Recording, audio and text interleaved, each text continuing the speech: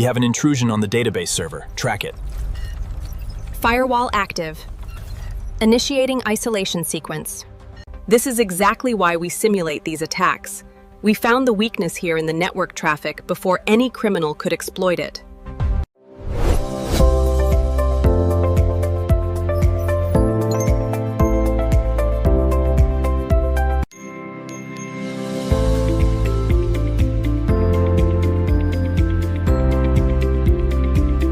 This demonstrates a controlled penetration testing scenario to strengthen defenses. Remember, attacking real banking systems without authorization is illegal and dangerous. Want to build real-world cybersecurity skills and start your journey as an ethical hacker?